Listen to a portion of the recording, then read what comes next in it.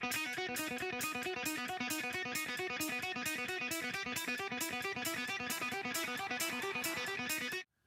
know that moment when you're right on the edge of understanding. You're right on the edge of light just shining forth and really getting something and moving forward with your life, right? You know what I'm talking about, don't you? Right. That defining moment. Losing my religion. Next on So What?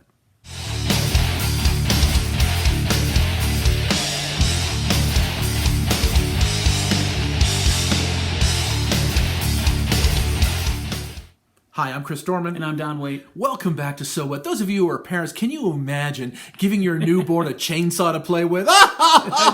Just hours and hours of fun at the hospital, right? You would never do that. Last week, we gave you a tool. We gave you a tool to use in our podcast, The Hammer of the Gods. And that tool is the Blue Letter Bible app that Don sort of walked us through how to use it, how to do a word study. Well, today we want to be a little more specific and give you more information on actually how to use the app. Last week, Don introduced it. This week, we want to sort of walk you through an actual word study. And at the end of this podcast, we're going to have some homework for you to do so you can do your own using these resources. Okay, so first, why are we doing this? What's the point? What's our objective? Well, let's look at the bigger picture, Chris. Right, the reason we're in this series is because we've been talking about being holy and dealing with mortifying sin in our lives, and we have been extending for quite a length of time our time with the Bible, or the Word of God, and the discipline of study. And so we got into the inductive Bible study method, which is something that hopefully you guys have all had a chance to take a look at. It was a number of weeks ago. If you have not, please go back and look. And we asked you in that process to do three things, right? We asked you to do observation, and then interpretation, and then application. That's right. So in the observations section, especially, Chris, we ask a lot of questions. Mm-hmm. And in the process of asking those questions, there may be questions that come up within that, and also as we jump into interpretation and how it applies to me, what does a word actually mean? Right. That's right. Right. So that's why we want to do this, Chris. And so when we did the observation phase, we looked at the book of James, because that's what we were doing at church at the time. Yep. So we looked at the first 12 verses or so of the book of James and just did some observations, some questions, asked some questions of the text. What's it mean? Well, one of the things we did, so once we finished that observation, now it's time to try to interpret. Okay, now we have some questions we've observed. Now we have to interpret it. What does the Bible actually mean? What's it say? That's what we're trying to do in the interpretation phase. What's it actually mean? What's it mean, right?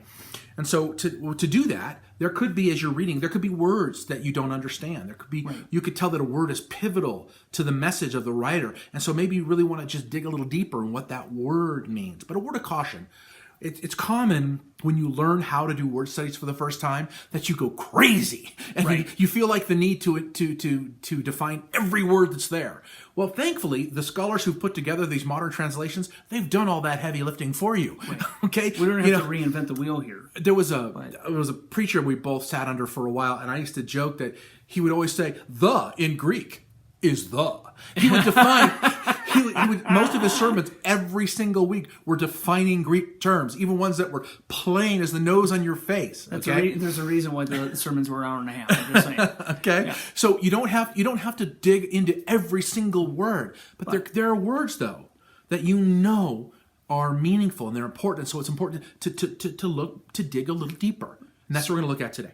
So let's dig in. Okay, so on your phone or computer, let's open up the Blue Letter Bible app. Or blueletterbible.org? Yes. Okay. James chapter 1, verse 3. Go to verse 3 and simply tap verse 3. And tap the first option, Interlinear Concordance. It's going to give you the Greek, and then it's going to give you the interlinear down here, and we will scroll down to testing. So the testing here, the word here is on the right.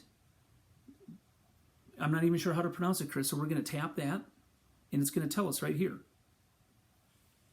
Strong's G, 1383, Dakimion. There you go. Dakimion. So now we know how to say it, Dakimion. Impress your friends. We know it's a noun, it says right here. And it comes from a derivative here. Well, you could search that out. We're not going to do that right now, but you can search out the root word and see what that means. But here's what's interesting. The outline of biblical usage. Got two different options here. The proving, or that by which something is tried or proved, a test. So it's not just a test, it's proving something. Right. Okay? If I scroll down a little bit further to this Thayer's Greek lexicon, and I can then tap to view the entire entry, and again, the proving it shows, and that by which something is tried, right? Yep. And if I scroll down, oh, look at this. A connection to 1 Peter. 1 Peter. So if I go to that verse, I can tap that. Tested genuineness of your faith, more precious than gold, that perishes though it is tested by fire. So now if we go back to the definition then, we go back to the definition out of James, what do we see? Something is tried or proven, right? So that, and 1 Peter tells us that.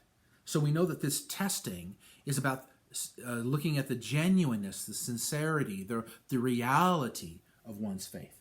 Right. And this is an important piece, right? Because it's not, I'm testing you to find out whether or not. I'm going to make it a really hard test so you fail. Right. Sometimes you feel that way. Yeah, It's like they're just waiting to make me fail. Right. God's not waiting to make you fail. What he's doing, he's actually, here's why James is telling us to be joyful. Why? Because he's actually bearing out your faith. Right. Exactly. So as hard as the trial is, Chris, is hard. And man, let me tell you, it can be almost unbearable, right? There is something good that God is doing that it's kind of reminds me of Romans chapter 8. What's that good that he's doing? He's forming Christ in me, right through the bad circumstance. So it's important to look into words and what they mean. And so, Chris, we talked a little bit about homework too. Yeah. Right? Yeah, so let's look at, I think it's in Hebrews chapter 4, verse 16. The word confidence is used. Confidence, Hebrews 4, 16. Okay? So what we want you to do this week is we want you to use your Blue Letter Bible app. We also want you to use, you might have occasion to use another application, something called the Vine's Expository Dictionary. This is an app that you can get for free. It was actually the first Greek to English dictionary, or English dictionary of Greek words. It's an English dictionary of Greek words that Pastor Bob had all of us buy way back in the 80s. Okay? And it's just so cool to go back to this book. I haven't looked at it in years. But anyway, it's a free app. So just download Vine's Expository Dictionary. And it's a dictionary. Okay? And it might give you a little fuller definition than what you might find in the Blue Letter Bible app. Okay?